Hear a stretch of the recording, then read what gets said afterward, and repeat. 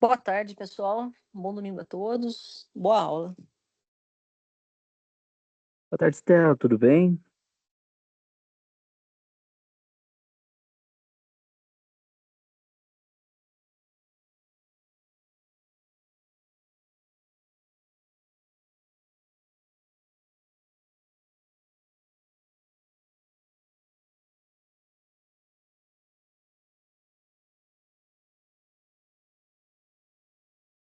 Olá, meus amigos, olá, minhas amigas, tudo bem?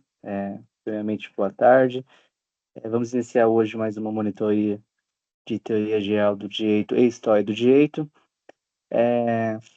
Já de antemão, agradeço ao Matheus, à Luísa, que me ajudou muito, ao professor Tiago pelos slides, e vamos focar hoje mais em revisar o conteúdo e também trabalhar com questões de múltipla escolha, que vai ser a grande parte da avaliação no dia 4, e também comentar sobre as questões para a gente poder ter uma base para as questões dissertativas também da prova. Vou compartilhar com vocês meus slides e qualquer coisa, estou aqui, qualquer dúvida, pode escrever no chat ou ligar o microfone, estou aberto para qualquer dúvida. Compartilhar a tela.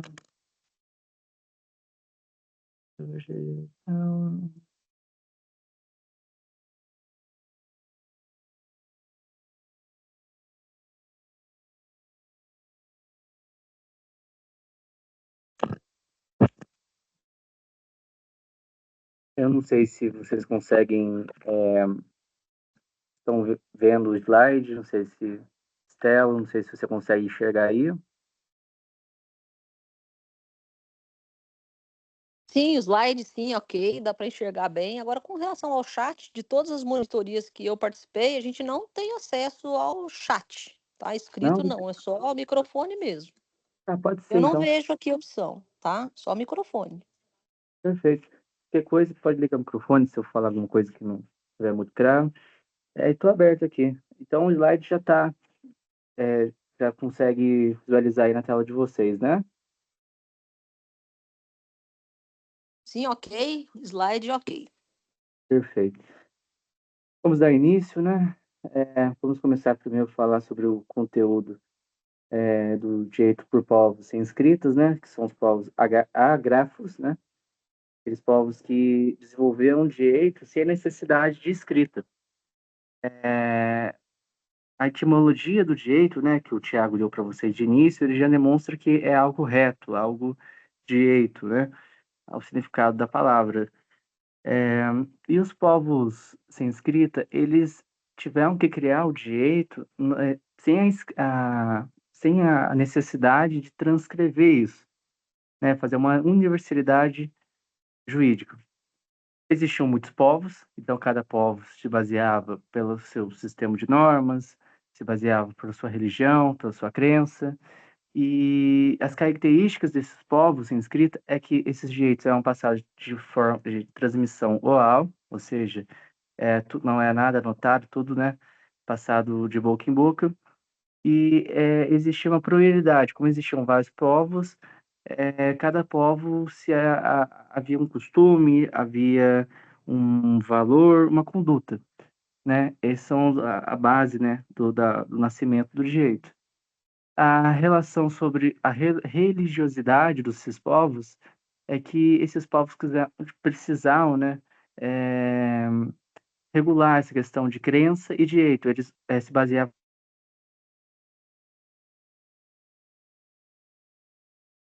no direito espiritual, assim, de certa forma. E também eles tiveram que regular as relações presentes no seu convívio, no seu dia a dia, precisavam regular coisas como a propriedade, que na verdade na época ela não é uma coisa individualizada, mas coletiva, de todos, né, de todos a tribo. Tiveram também que regular a questão das relações de família, levando em conta que a família é a primeira instituição que a gente tem no mundo, né? Então, esses povos lá no primórdio da sociedade já estavam pensando sobre todos esses sistemas que, de início, as pessoas, né, aqueles povos, resolviam as coisas sobre, de certa forma, em conflitos, de mão a mão, de forma de guerras, de disputas. E com o tempo, esses povos começaram a desenvolver uma coisa, desempenhar um papel a gente chama hoje na teoria do processo de poder jurisdicional, que é dizer o direito, né? É enquadrar o Estado, o poder de ditar o direito e resolver aquele conflito ali presente. A gente também tem o código, depois o Tiago passou para vocês, do Hammurabi, né? Nasceu na Babilônia. Esse código, ele desenvolveu 1882 leis, né? Uma a mais famosa, que atravessa aí milênios, é a pena de talião, né? Que é o ditado olho por olho, dente por dente. E os babilônicos daquela época desenvolveram esse código de Hammurabi com a intenção de reunir todo o reino, né?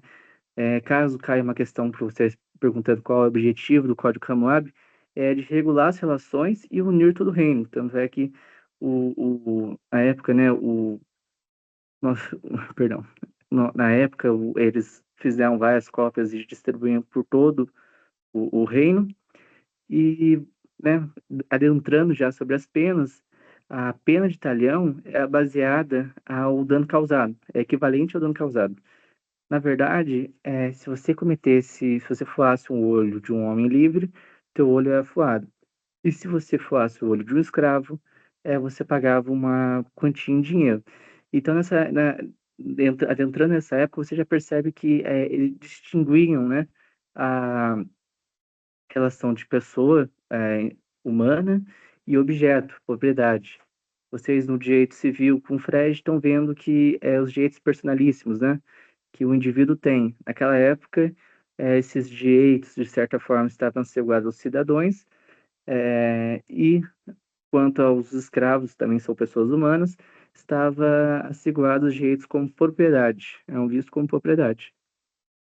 Uma coisa interessante desse código é o falso testemunho, que é tratado com severidade por aquele povo, e aquele que acusava, fazer falsa acusação, né, esse falso testemunho, ele receberia como pena aquilo que o acusado também seria punido.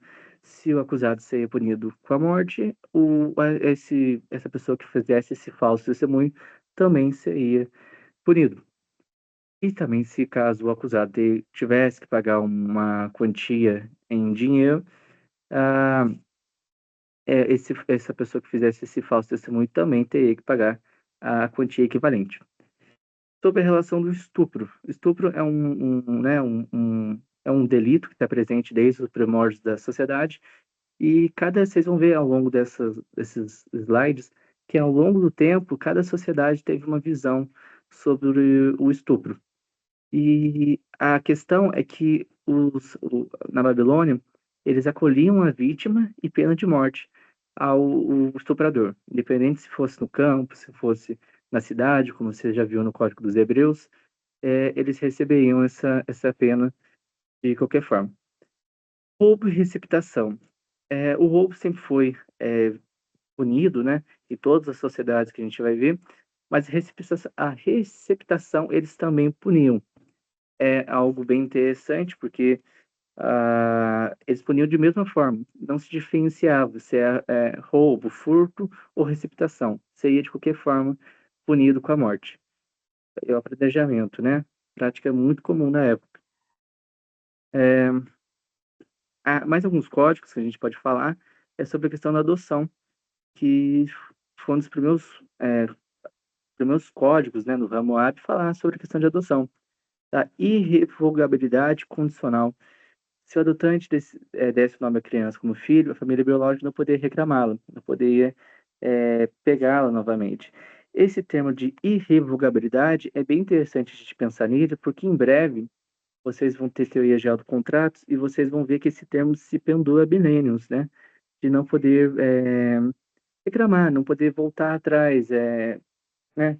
Essa questão de recuperar o filho.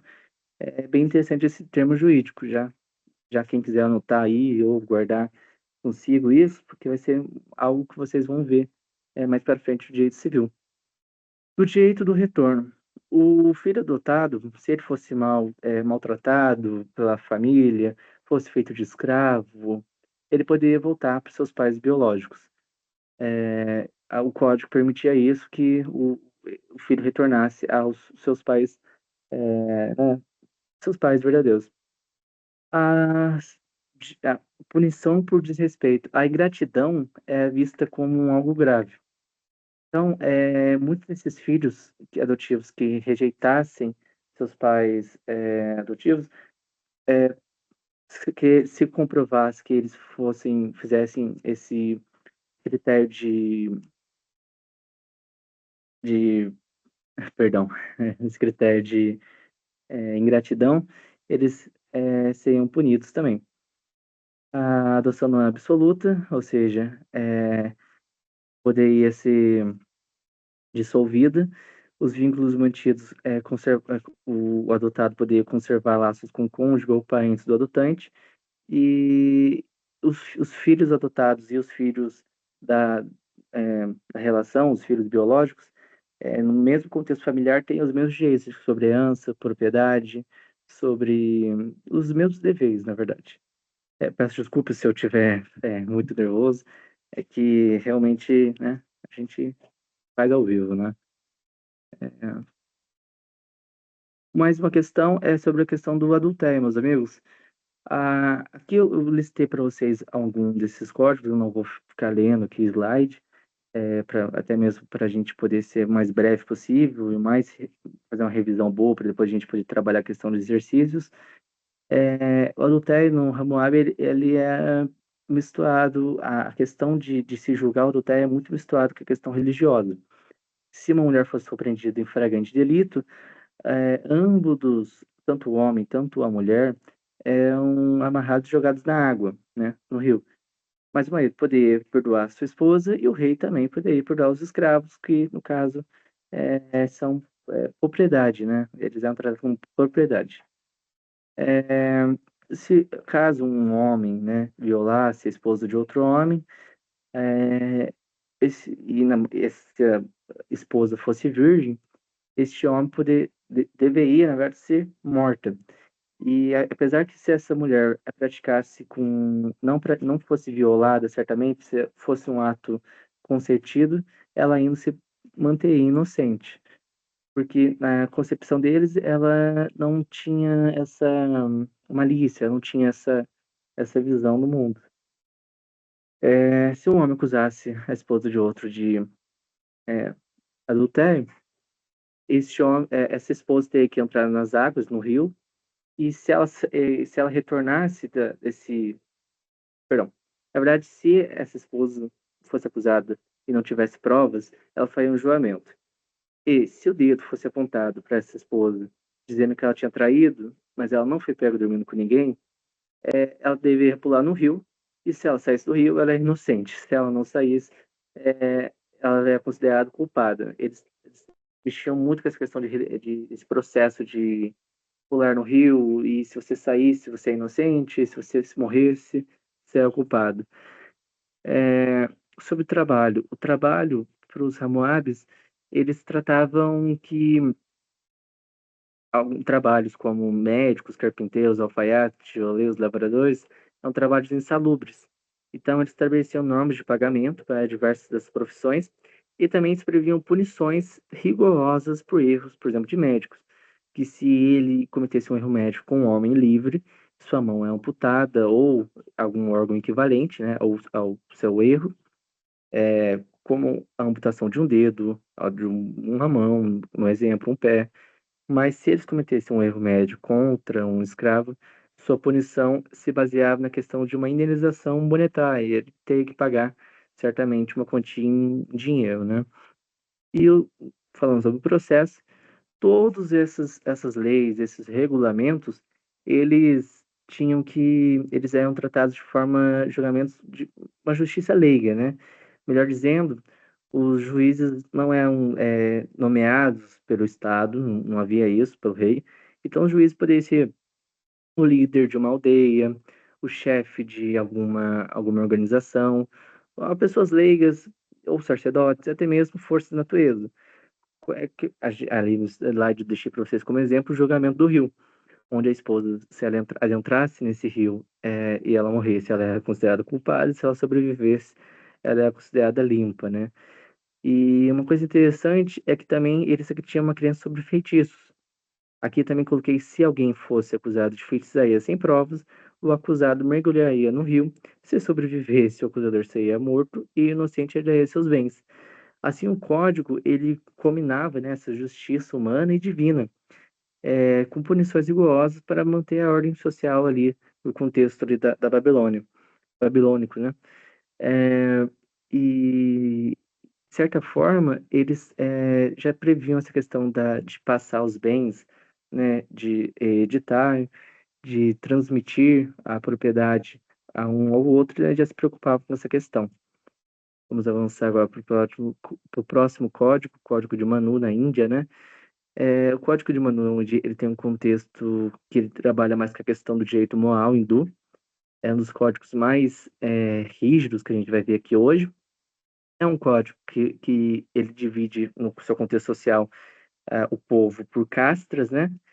É, ele tratava, por exemplo, os brahmanes, que são povos mais ricos, os kshatriyas, que é uma classe média, os vaixás, que são pobres, e as pessoas sem castas eram consideradas impuras, pessoas que seriam designadas a trabalhos insalubres, a condições mesmo é, desumanas, e também não seriam regidos pelo código. Ele não protegeria essas pessoas, porque se considerariam pessoas sem direitos. Então, os Manus já começavam vamos começar a tratar sobre essa questão desse código, sobre as doações de herança, né? Os Brahmanes são os principais receptores de doações, por isso que é uma garantia de mérito religioso. Eles eram mais dignos, né, para a sociedade da época, de receber heranças, receber, às vezes, uma pessoa que morreu se não tivesse herdeiros, ser nomeado pessoas dessa casta que seriam mais dignas espiritualmente na época, no contexto da época. Os filhos homens herdavam propriedade, enquanto as filhas só recebiam dote. Os filhos homens receberiam, né, toda a propriedade do pai, enquanto as filhas teriam apenas uma quantia já estabelecida do seu dote, que seria entregue ao marido, mas mais para frente vocês vão ver que essa filha também poderia requerer esse dote. Se um homem morresse sem filhos, a sua esposa poderia gerar um herdeiro com seu cunhado, mas essa prática é regulamentada. O foco do casamento na cultura hindu é que a mulher, o foco a visão que tinham que a mulher deveria ter é de filhos, já herdeiros.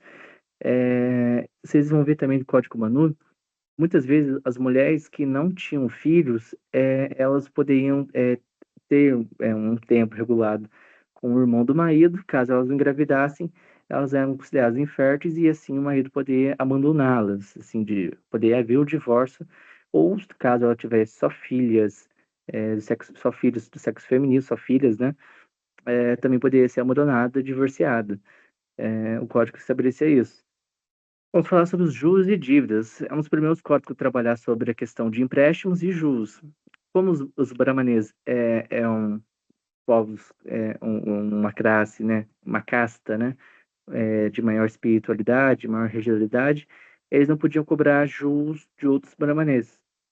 Agora, os kshatriyas e os vaixyas podiam cobrar juros moderados. Agora, os sudras, que eram pessoas que eram consideradas sem as castas, né, pagavam os juros mais altos. Se o devedor não pagasse, podia ser escravizado até quitar a dívida. Essa ideia prevaleceu durante milênios. Muitos povos adotaram essa ideia de que, se feita uma dívida, você não pagasse, você se tornava escravo. Vocês vão ver que até na Grécia, na Roma Antiga, muitas pessoas se tornavam escravos por causa de dívidas, né? Vamos avançar. Como o Código Manu regulava o adultério e relações sexuais. A infidelidade feminina é punida de forma severa. Poder haver mutilação, poder haver flagelação ou a morte. é proibido que uma mulher, assim, é visto de forma muito ruim que uma mulher de uma casta superior se envolvesse com um homem de casta inferior, e ambos seriam mortos ou exilados, né? Para os homens, o adultério masculino é visto com mais tolerância, né? É, se cometido com com a esposa de outro homem, né, de uma casta superior, ele poderia ser punido com a morte, mas se fosse de uma casta igual ou inferior, ele teria que pagar uma multa ou poderia ser castrado também, dependendo da importância do outro homem. O divórcio e o casamento. O divórcio não é permitido para as mulheres, exceto em casos extremos, como abandono ou impotência do marido. Da mesma forma que se a mulher não desse filhos homens ao seu marido, se o marido fosse impotente sexualmente, a mulher poderia requerer o divórcio. Ela ter esse direito. Uma mulher, é, um homem podia repudiar a esposa se ela fosse infértil, como eu já havia dito para vocês, adúltera ou desrespeitosa, se ela não respeitasse ele dentro de casa, cumprisse as tarefas designadas às mulheres da época. Uma mulher abandonada podia se casar novamente após um tempo determinado. O Código também determinava que as mulheres a serem abandonadas ou divorciadas, elas têm que esperar um tempo para conseguir casar novamente, né? Vamos avançar. Vamos agora entrar sobre os códigos dos hebreus. Os hebreus, eles acreditam, tem uma origem divina, né? Eles vêm lá do habitava a Mesopotâmia, vem lá é um povo semita, que, de certa forma, eles migraram para Canaã, né? É, e os hebreus, eles difundiam muito a questão da fusão do sagrado e do jurídico. A legislação hebraica, ela trabalhava com a lei de Toá, né? Que é uma lei mosaica, que não separava o religioso e o jurídico, até porque as leis, de certa forma, eram de origem divina. As leis vinham de Deus e só quem podia mudar as leis era um Deus. E os reis sempre tinham que ser orientados por Deus para prevalecer seu código. Um exemplo disso é a questão da. Todo mundo deve conhecer a história de Salomão, né? Que foi apresentado para ele duas mulheres e uma criança, onde as duas mulheres disputavam a guarda da criança, e Salomão teve aquele ato de sabedoria que a Bíblia considera divino, né? De pedir para que dividisse a criança, e assim Salomão observou a mulher que preferiu ver a criança viva, né? Ela se dispôs da guarda da criança para ver a criança viver, e da outra que concordou com essa ideia de né, decapitar a criança. Então, de certa forma, as leis para os hebreus eram muito baseadas dessa forma. O pecado e o crime não se distinguiam. De certa forma, se você cometesse adultério, por exemplo, além de pecado é crime, roubo, matasse alguém, até mesmo se você fosse um dos 10 pecados capitais, dos 10 pecados capitais que Moisés escreveu nas pedras, né, divinas, não se distinguiu como crime. E, novamente, justiça teocrática, né, que a autoridade judiciária estava ligada à vontade divina. Os reis da época tinham que sempre estar ligados a Deus, pedir orientação, sabedoria. Eles tinham uma visão muito assim. Princípios de direito hebraico no Deuteronômio. Caridade e relações sociais. Os hebreus tinham uma coisa legal que eles determinavam que é obrigatório haver uma caridade. A, a lei estabelecia que tivesse assistência ao próximo, é, como um dever mesmo. E até hoje está estipulado em lei. A solidariedade também, a boa-fé, proteção contra a receptação, eles, de certa forma, tinham essa ideologia dentro deles. O descanso semanal e a influência moderna. Os hebreus, né, começaram com essa ideia de que Deus pediu para você guardar o sábado, e isso é uma prática que a gente tem guardado há milênios, né? A gente guardar o sábado, ou hoje não, hoje é mais comum a gente pensar isso no domingo, né? Mas desde os tempos antigos já tiveram essa ideia. A justiça e imparcialidade. Os hebreus tinham um rigor jurídico. os julgamentos exigiam equidade, né, igualdade entre as partes. Eles já tinham essa questão de proibição de suborno, ou seja, os juízes não podiam acertar presentes. E é legal essa questão da proibição do suborno, é que o nosso atual código, né, nosso atual Código Processual Civil, Processual Penal, de certa forma até a Constituição já prevê isso, o princípio da imparcialidade, que o juiz tem que ser imparcial, então por isso é vedado que ele receba presentes, receba agrados, né, de qualquer uma das partes, né. Regras processuais de testemunho, havia uma rejeição de decisões arbitrais, os julgamentos não poderiam acontecer sem investigação ou se fosse baseado em forças sobrenaturais. Também havia pluralidade de testemunhas, eles exigiam que mais de uma pessoa, né, de ambas as partes, talvez, ou a defesa de uma parte só, se manifestasse sobre o caso. A gente tem também a propriedade e responsabilidade civil e a segurança em construções. É legal que eles já tinham ideia de que quando estivesse construindo um palácio, uma construção, aqueles que faziam aquela construção já deveriam precaver acidentes trabalhistas. E isso é legal porque o código já previa uma certa segurança segurança de obras ali, da questão urbana, questão também de proteger as demais pessoas e haver responsabilidade para aquele que por irresponsabilidade ferisse outra pessoa. A gente pode ver que perdão, Deuteronômio foi um dos livros da Bíblia com maior, que estabeleceu maiores regras, né, maiores normas. Havia, por exemplo, nenhum israelita, homem ou mulher, se dedicar à prostituição em tempos dedicar à prostituição em templos idólatras. É, ele já vedava a questão da prostituição e dos templos idólatras, não cobre juros sobre empréstimos que fizeram o irmão israelita, protegiam a questão de um cidadão emprestar dinheiro ao outro. É, havia também a questão que misturava a questão espiritual, né? Quando fizerem voto ao Senhor, seu Deus, cumpram volutamente.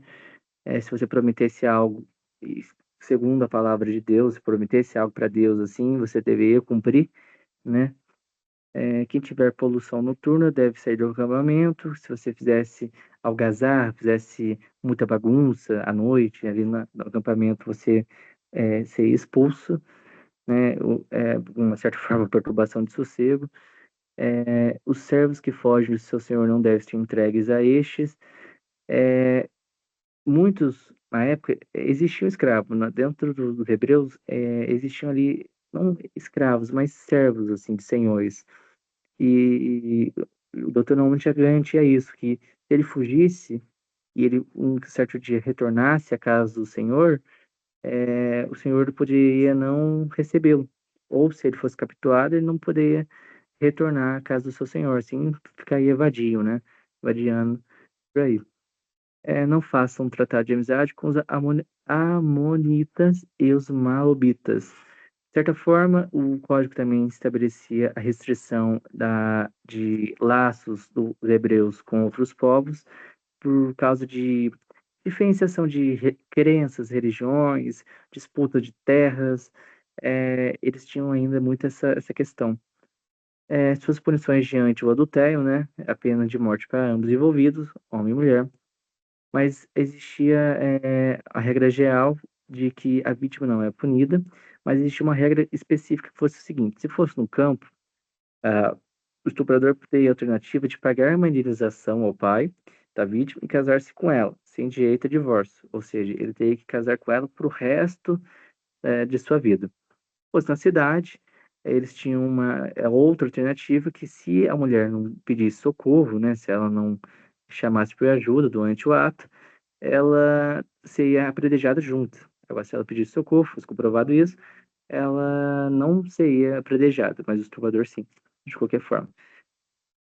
O divórcio é exclusivo aos homens, eles só poderiam requerer o divórcio se a mulher fizesse algo vergonhoso,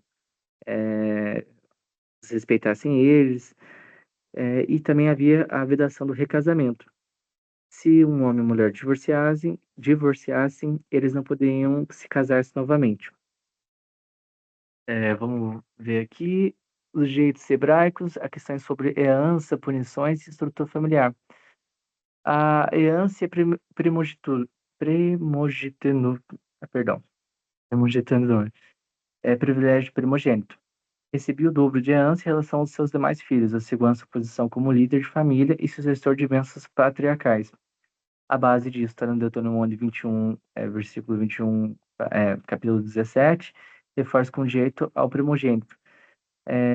Não podia ser transferido mesmo em casos de preferência paternal para outro filho. O primogênito, ele se estabelecia à frente dos outros filhos, mesmo se o pai tivesse um filho preferido. A individualidade das penas, e também tinha essa questão da individualidade das penas, que é algo que o nosso atual Código Penal, que vocês estão vendo com a Luzia, carrega até hoje. As penas eram calculadas de acordo com o delito. Não igual aos outros códigos, né, que havia uma pena pré-estabelecida para tal ato, eles puniam de acordo com o delito, a causa do delito, né? E o princípio da responsabilidade pessoal. Os pais não morrerão pelos filhos, nem os filhos pelos pais. Cada um morrerá pelo seu próprio pecado. Novamente, lembrando que o pecado não se distinguia do crime. Proteção aos vulneráveis. Proibição de perverter o direito do estrangeiro, do órfão e de tomar a roupa da viúva como penhor, vinculado à justiça à memória da escravidão no Egito.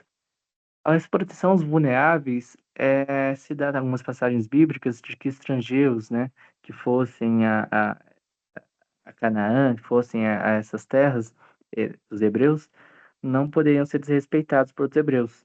Eles também estavam regidos pelo código e, de certa forma, além disso, viúvas também deveriam ser respeitadas. Tudo isso em memória né, da saída do Egito. Filhos obedientes, um filho rebelde também receberia uma pena, que nem no código de Manu.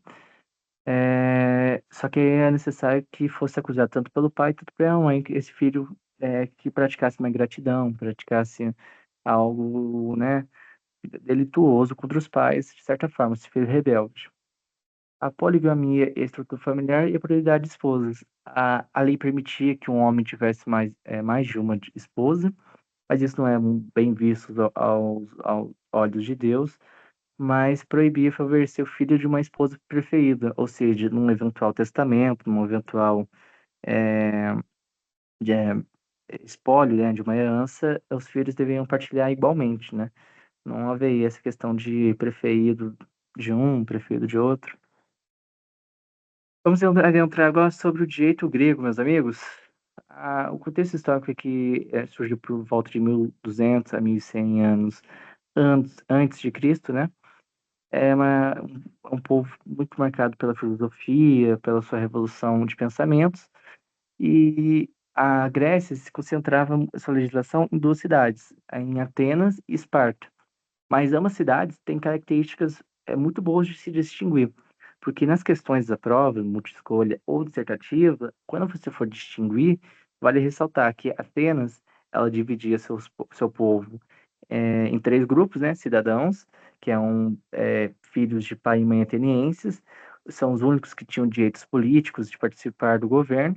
Os metecos, que são estrangeiros, pessoas que vieram de outros lugares, não tinham direitos políticos, mas podiam trabalhar e comerciar dentro, né, de Atenas. E os escravos, aqueles que não tinham, assim, não haviam liberdade, lógico, mas poderiam participar da vida pública, mas não tinham direitos políticos e ser vedado a ele algum outros direitos da época. E, avançando no próximo slide. Agora vamos falar sobre a questão de organização de Esparta. Esparta o Tiago deu para vocês mais especificidades de Esparta. Esparta é uma civilização eugênica, né? Quando nasciam-se crianças, reunia-se um conselho para avaliar se essa criança tivesse algum defeito, se ela seria lançada de um penhasco, né? É uma sociedade agrária, militarizada e altamente estratificada. Esparta tinha um foco de formação de soldados e tinha uma crença de preservar Estado através dessa força. Então, por isso que as crianças, desde os seus 7 anos de idade, elas já eram treinadas. E vamos avançar. A organização social em Esparta. Esparta também tinha essa questão de dividir o seu povo, classificar as pessoas. Cidadãos espartanos, os únicos com direitos políticos, formavam a elite militar e viviam exclusivamente para o Estado. Exigência é uma perfeição física, eugenia, e os defeitos físicos, apesar de ser filhos de pai e mãe espartano, levavam ele à exclusão. Os periecos eram homens livres, mas sem direitos políticos, responsáveis pelo comércio e a produção artesanal. Os hilotas eram servos do Estado, sem liberdade, e trabalhavam nas terras dos cidadãos. E a mulher, o papel da mulher na Esparta é que ela é mais valorizada que em Atenas. A função dela é gerar filhos fortes para o exército, e por isso que ela recebia uma atenção especial, recebia um treinamento físico para cumprir seu papel no Estado, para ela poder gerar seus filhos perfeitos, de condição de saúde perfeita. É, avançar, direito grego. A organização jurídico-social da Esparta vem da propriedade que a relação sobre a propriedade de Esparta é que os cidadãos não tinham propriedade de suas terras, eles tinham posse, usufruto, de certa forma, como a gente pode dizer. Então, assim é vedada a venda ou a doação dessas terras. Essas terras pertenciam exclusivamente ao Estado. Dessa forma, eles tinham um controle de que essas terras não fossem vendidas para estrangeiros ou que estrangeiros dominassem também o comércio, dominassem a produção ali dos alimentos. De certa forma, o Estado detinha essa rigidez sobre a posse do seu território. O comércio é realizado, de certa forma, maior parte pelos estrangeiros, né? Até porque os espartanos tinham uma maior dedicação a guerras, à preparação militar. O direito de família e a eugenia. Seleção dos recém-nascidos, como eu havia dito, havia um conselho de anciões que decidiam as crianças que sobreviveriam ou não. E, de certa forma, as crianças que nascessem com defeitos físicos, né, com uma deficiência, seriam jogadas de um desfiladeiro, né, que a gente chama de clipteia. A justificativa é que é manter a proeza, a força militar. É muito legal porque há milênios, né, há quase 3 milênios atrás, Esparta praticou um ato que a gente teve e a gente viu novamente na história em 1940, 39, com os alemães. Então é legal a gente refletir isso, que o direito, ele não só protege as pessoas, o direito do nascituro, né, que vocês estão vendo com o Fred, o direito da mãe gerar o filho e da criança nascer com vida, já desde a barriga ter suas garantias legais, né, para o seu desenvolvimento, é isso, é que algumas partes da história, crianças com deficiência, crianças que tivessem alguma necessidade especial, eram mortas, afogadas, mortas, jogadas de um desfiladeiro. Isso viola gravemente o direito à vida, isso viola a questão do direito de viver, né? Vou falar sobre a educação, é que aos 7 anos os meninos eram levados para o treinamento militar, isso eu já achei comentar com vocês. O processo e a arbitragem.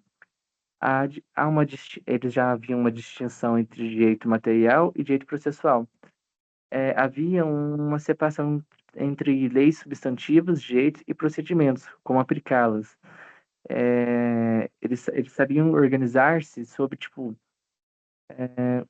como devemos agir desta forma e como vamos aplicar isso, como estava agindo assim, como a gente vê hoje os tribunais por analogia, que geram hoje as jurisprudências, que a lei está especificada uma coisa, acontece um caso similar e a gente tem que preencher essa interpretação, né, dessa analogia. A arbitragem, os árbitros são públicos e nomeados pelo Estado. É diferente dos Hammurabis, os árbitros são pessoas nomeadas pelo Estado, então não são pessoas leigas, e poderiam, se disputa entre civis, poderia cada parte eleger seu árbitro.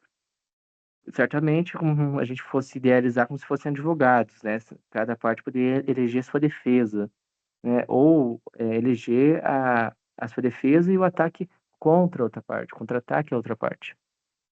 É, as partes priorizavam o direito coletivo sobre o individual, com leis rígidas para manter a ordem, a força militar e o controle social.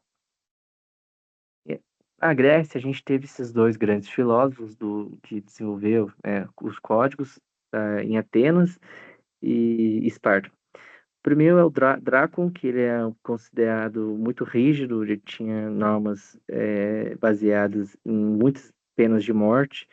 Ele, ele criou a distinção entre os tipos de homicídio, doloso, culposo, acidental. Ele tinha o objetivo de substituir a vingança privada por justiça estatal, ou seja, dar poder ao Estado, para o Estado vingar-se do indivíduo. Não o indivíduo ir lá e vingar com a própria mão, mas o Estado intervir para a vingança daquele indivíduo. Também ele tinha um idealismo de limitar o poder arbitrário da nobreza. De certa forma, todas essas sociedades, o poder econômico influenciava bastante nas decisões políticas, mas Drácula desenvolveu, né, essa ideia de que os nobres não poderiam ter esse livre arbitragem. O Solon é um filósofo também que veio após Drácula e ele fez uma revolução. Ele é conhecido como o legislador sábio e ele criou uma reforma econômica, cancelando dívidas, libertando escravos por dívidas. Muitas dessas dívidas eram dívidas, desde comprovar que essas dívidas eram abusivas, dívidas também que não tivesse fim, que é a ideia de que se eu me tornei seu escravo por uma dívida e eu continuo trabalhando para você, mas você continua me endividando porque eu durmo na sua taberna, porque eu como da sua comida. Então ele visou esse abuso dessas dívidas e libertou muitos escravos. Ele também teve uma atração de artesãos, né, estrangeiros com cidadania, então ele atraiu pessoas de fora para dentro ali daquela sociedade grega. E ele também desenvolveu o direito sucessório, introdução ao testamento. Antes os bens eram da família, depois começou a se tornar os bens para individuais. O filho mantido como herdeiro necessário, então, de qualquer forma, mesmo se o filho não fosse querido, né, pelos pais, ele herdaria dos pais sua propriedade, que é de seu direito. Essa ideia se prevalece até no nosso atual Código Civil, vocês vão ver mais para frente que os herdeiros necessários, apesar de não, pode não haver vínculo, né, com o pai e a mãe, às vezes o filho pode morar longe, o filho pode não ter essa afeto aos pais, mas mesmo assim esse conceito se prevalece, né, do herdeiro necessário. O impacto histórico é que ele fundamentou a democracia ateniense e evitou uma guerra entre os nobres e os plebeus. Ali no contexto da época, eles haviam uma grande discussão entre essas duas classes e o Solon conseguiu preservar, garantir que não acontecesse essa disputa. Direito romano. A gente pode já começar a fundamentar que o direito romano iniciou 754 a.C., né? Os romanos, eles influenciam muito nas normas de hoje. Vocês vão ver que muitos conceitos romanos são trazidos até hoje no direito civil, no direito das coisas, direito da família, contratos. Nossa, abrange muita coisa até no direito penal. Vocês vão ver algumas termos em latim. Vocês provavelmente já devem estar vendo a sobre de crimes, leges incriminador, né? Esses termos, né, esses termos romanos antigos que influenciam o nosso direito até hoje. As principais influências desse direito é sobre a propriedade de contratos, responsabilidade civil, codificação legal, corpus juris civilis, que é um termo do direito civil, né? E o direito processual, estruturas de julgamento e defesa do cidadão. O legal que os romanos, eles tinham uma coisa que a gente herda até hoje do direito, que é o costume, a lei e os editos dos magistrados. Os costumes resultam da prática de reiterada de atos aceitos pela sociedade. Confundiu-se com o ius non scriptum, direito não escrito, em alguma época. No início da nossa monitoria, eu comentei com vocês que os povos sem escrita, eles se baseavam muito nos costumes, eles se baseavam muito na questão né, dos valores, da conduta da sociedade. Da mesma forma, os romanos também. Os romanos já escreviam as leis, para os romanos é uma deliberação formal, com efeitos obrigatórios, vinculantes, trazia uma estabilidade e previsibilidade ao sistema jurídico. Os editos dos magistrados é um documento expedido por magistrados, especialmente pelos pretores, tratavam de ações, exceções e remédios jurídicos. É a mesma interpretação que a gente tem hoje, de lei, jurisprudência, doutrina, e dessa forma os editos magistrados podem ser interpretados dessa forma, como um pouco de jurisprudência, um pouco de doutrina, um entendimento dos juízes sobre um certo assunto, uma certa forma de tratar um assunto. As principais influências, como eu já comentei, foi a propriedade de contratos, conceitos jurídicos fundamentais do direito romano, responsabilidade civil, regras sobre as obrigações e penalizações, codificação legal. Boa parte dos códigos civis modernos se inspira nos corpos juris civis e Justiniano, direito processual, estruturas de julgamento e defesa do cidadão. As partes tinham que ter suas defesas, né? Não poderia ser assim, avulso. Eu vou adentrar agora com vocês a questão da lei das 12 tábuas, né? Que foi uma coisa que o Tiago trabalhou com vocês também. Que a lei das 12 tábuas, eu separei isso do que tange o direito privado e que tange o direito público, né? É, a tábua 1, né? Começando assim, melhor dizendo, vinha um chamamento ao juízo, o demandado deveria comparecer ao pretor, caso contrário, poderia ser levado à força. Ou seja, se o acusado de algum crime não havia, na época não havia essa questão de oficial de justiça, né? Essa questão de você citar alguém em processo, você ia até aquela pessoa, então o citado poderia ser arrastado dessa forma mesmo, levado à força pelo seu acusador.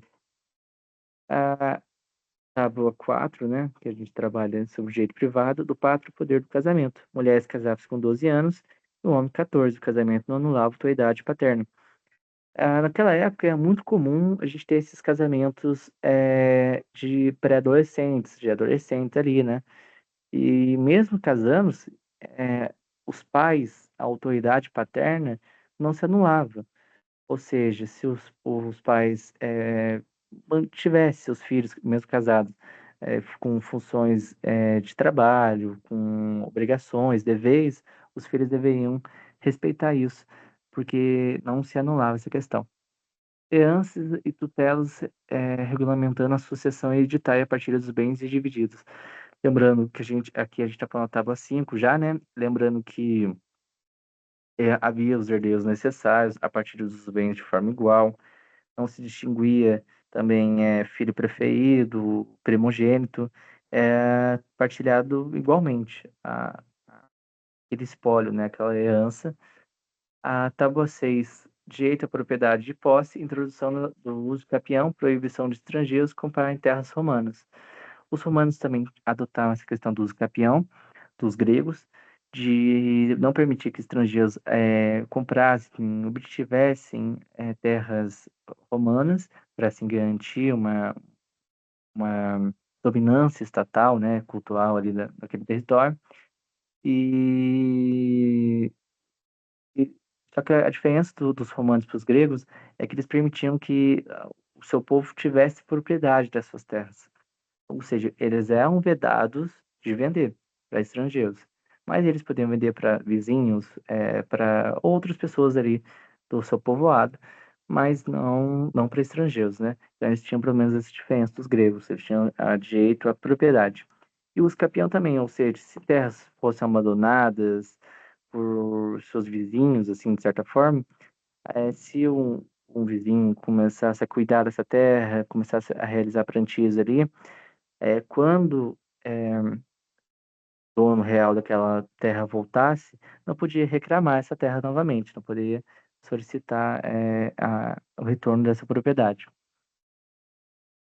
Agora, sobre a questão do direito público, né?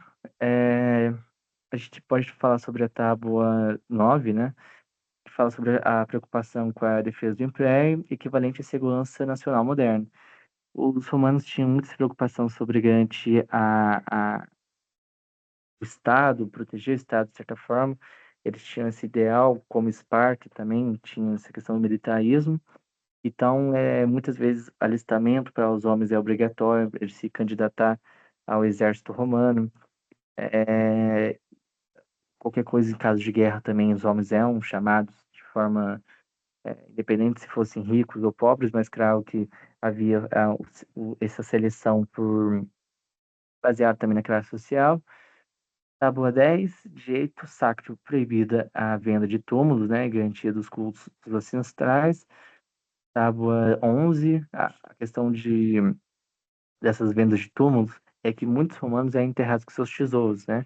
Seus tesouros, ou muitos túmulos com é, estátuas, de forma bem romana, assim, né? E aí havia essa proteção ao cadáver, né? Que a gente hoje também estabelece até hoje no nosso direito, né? Tanto é que no direito personalíssimo, após uma pessoa, o de cujus, né, que vocês estão vendo com o Fred, ele também tem direitos. Ele também não pode ser vedado, não pode ser desrespeitado seu cadáver. Então, acontece aí vilipídio ao cadáver. Seu caixão não pode ser violado. Existem todas essas ideias que a gente tem atual no nosso código, nossas leis, também já tinham ali uma introdução ali no direito romano. E agora a gente vai falar sobre a tábua, né? 11, né? Sem título, fragmentada, proibia o casamento entre patrícios e plebeus. Essa lei foi revogada mais à frente, mas de início é proibido que pessoas de uma classe superior se casassem com outros. Tábua 12, né? Complementar, unificava e detalhava pontos das tábuas anteriores. A tábua 12, ela não é uma lei específica. Ela, na verdade, é como se fosse hoje nossas emendas, assim, de certa forma. Seriam para corrigir, adaptar. É muito de acordo com a época, que o tempo foi avançando e novos conflitos, novas ideias surgiam. Assim, eles regulamentavam assim. O estudo das 12 tábuas é essencial para a gente compreender a evolução do direito ocidental.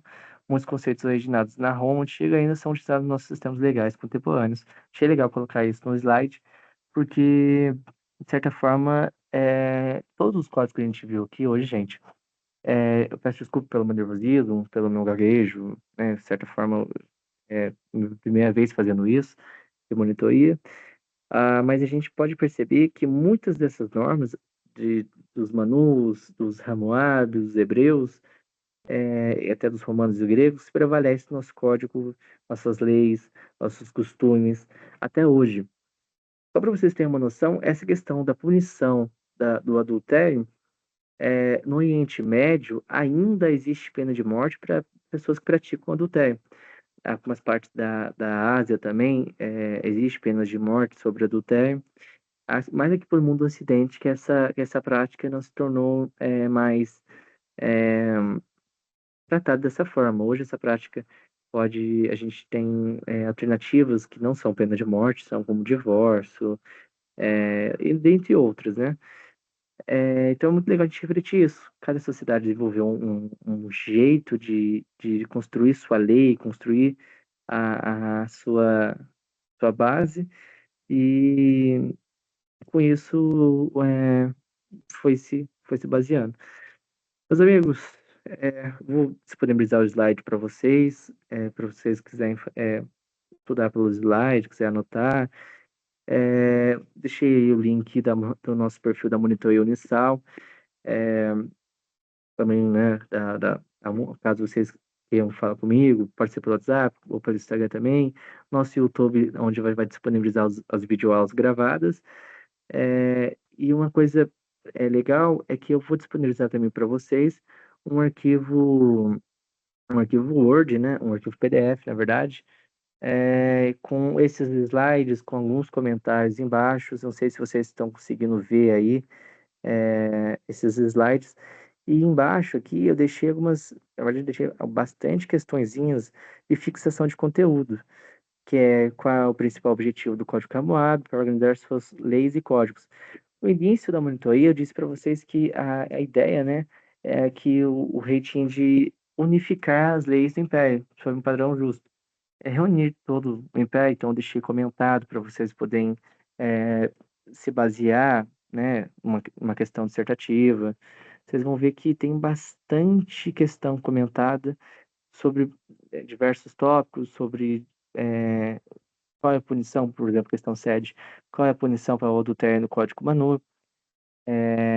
A gente tem essas alternativas, morte para os ambos envolvidos, para a gente poder fixar o conteúdo melhor. Bom, agradeço a atenção de todo mundo. Eu peço. Opa, deixa eu só entrar aqui, né? Eu peço. Agradeço, né? A Stella, né, presente durante toda a aula. Peço desculpa pelo nervosismo. Espero poder ter ajudado vocês aí, que estão acompanhando pelo YouTube, a quem também vai acompanhar o slide do conteúdo ou o arquivo PDF. E estou aberto para qualquer dúvida que eu tenha deixado no slide, aqui nessa gravação. Qualquer coisa, estou presente aqui, ok? Tá, Muito Francisco, obrigado. ok. Francisco, obrigado, tá, por você disponibilizar o seu tempo de reunir esse material aí para ajudar a gente. E embora eu vi que não tenha tido muitos participantes, mas, né, eu entendo porque é domingo também.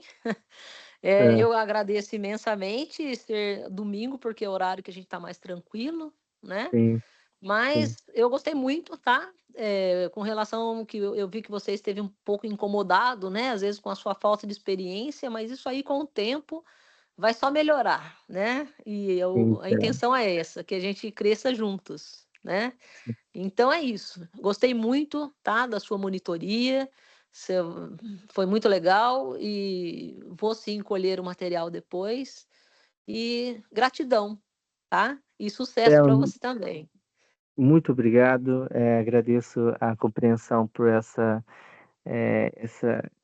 forma, né, que eu fiz a monitoria. Eu estou acostumado muito a escrever, mas Sim, transmitir isso é de forma eu, diferente, né? eu entendo Mas é muito. perfeitamente. E também Mas eu é vou, eu gratidão. vou, eu vou, Foi muito re- bom. Foi bom, vou, re- Francisco, foi bom. eu, Fique eu vou tranquilo. avaliar um dia melhor também, né? Porque domingo foi o único dia da semana que eu consegui encaixar essa primeira monitoria para a prova. Tentei Para montar mim um foi conteúdo. perfeito. Eu acredito que Para esse mim foi perfeito. Obrigado, Stella. Agradeço mesmo. É, Bom final de semana, né, Stella? Um abraço. Muito obrigado pela bom final de companhia. domingo. É, Então, ok, desculpa obrigada. qualquer coisa. E é isso, obrigado. Tchau, Muito tchau. obrigada. Sucesso, tchau, obrigada. Obrigado.